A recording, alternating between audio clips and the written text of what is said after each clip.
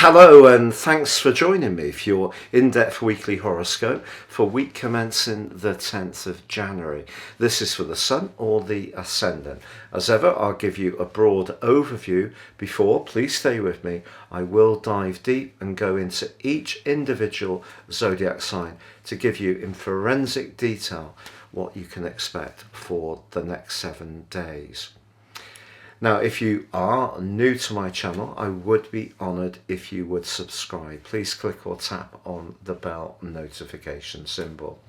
Now, this week begins with an event which actually happened late last week, still very much to the fore, and that's a quarter moon between the Sun and the Moon. The Moon on Sunday was in the sign of Aries, the Sun in the sign of Capricorn. Aries is the first house, the first zodiac sign.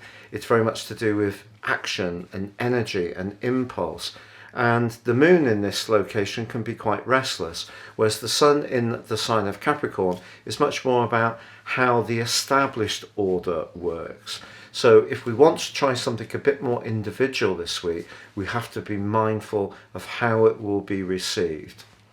Now, also this week, from Monday through to Wednesday, the Sun is forging a beautiful link with Neptune. If you are someone who has a strong compassion for those who are less fortunate, this is really going to emphasize that part of your nature. This could see you making a donation to a good cause, or perhaps doing something just in a practical way. You know, keeping an eye on an elderly neighbour, or perhaps if someone's got COVID, going and doing a bit of shopping for them, putting it on their doorstep just to give them some assistance. The Sun in the sign of Capricorn can be about status and more material gains. Neptune in Pisces is much more spiritual. So it's like trying to find a union between the two when they're in this sextile. But in the second half of this week, the Sun comes in to a conjunction with Pluto. Now, by Sunday, this becomes absolutely exact. This is very much to do with transformations. Pluto is the planet of change, but it can also be the planet of endings. So if there's something in our situation that needs to make way, then this particular influence is going to call out to us. Now, it could be an old lifestyle approach. It may be a job that we're not enjoying very much. Perhaps it is that relationship which has seen better days and been bumping along the bottom. But that transformation that can go on between the Sun and Pluto can also be within ourselves. So we can change and our relationship to situations alter quite deeply. Now, of course, on Friday, Mercury finally goes into its retrograde. It's actually been in its pre-shadow period since the last 3 days of last year. So if something has been meandering along and not quite gaining the traction that you've been hoping for, this could explain it. But also this week, Mars is in an aggravating angle with Neptune. So Mars is very much about passion, action, desire. Neptune can dissolve, so sometimes our motives can be a bit unclear when these two are not communicating clearly. So with Mercury also in a retrograde in the sector of friendships and group associations and how we connect to others, I think it's going to be important if something or somebody seems a little bit different or not quite clear in where they're coming from, not to jump to a conclusion, because the potential for confusion is definitely there later in this week. But if we can stay clear-minded and clear in our actions, some kind of change can happen in our situations which actually can be very positive, even if it doesn't feel like it at the time, which often can be the case with Pluto. Now, before I go on to tell you about each of the 12 zodiac signs, year 2022 is with us. If you want to order your forecast and get my special package of your character analysis as well, from the time of the order, I will give you 12 full months plus 30% off. But all this is based on your unique birth data, not just your sun sign, and can give you searing insights of what you can expect in the months ahead, and also discover what makes you tick at a much deeper level. Please see the link beneath this video. Hello Sagittarius, and welcome to your in-depth forecast for week commencing the 10th of January. Last week's quarter moon occurred on the Sunday, so that's feeding into this week and informing the narrative. And that could be that you want to be generous and wholehearted in sharing whatever you have in your situation with others.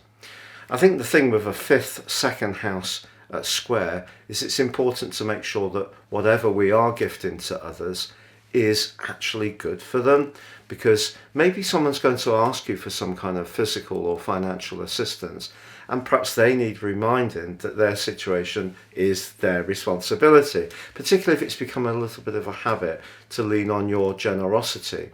Also, Mars in your sign is giving you a lot of drive, but then it's met with the wet mist that is Neptune.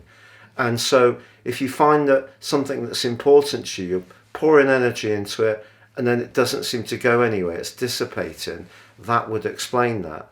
Now, ironically, the Sun in your second house of resources is forging a brilliant link with Neptune in the early part of this week. And Venus, still close to the Sun, is also feeding into this as well.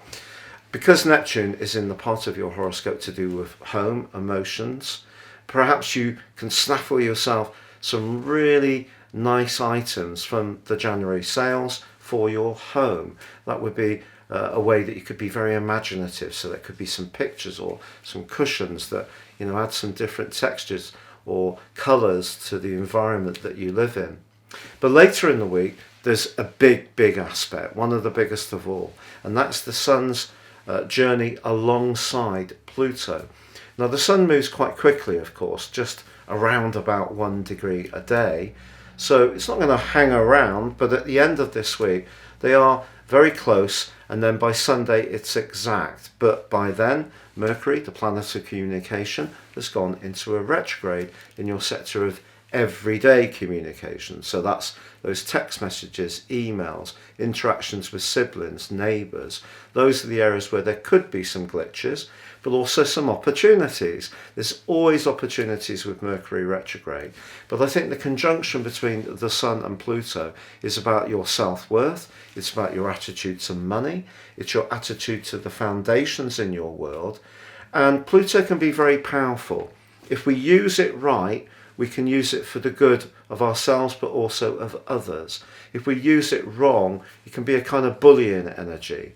And there can be the potential to sort of force something that would benefit much more from a more delicate and a more objective and detached approach. Now, you're someone with great passion and great enthusiasm, and because Neptune is going to take away some of your gusto in its right angle with Mars, if there is something that you do need to discuss, talk about, think about around a financial matter, then just make sure that you've really considered all the different angles before committing to your final course of action.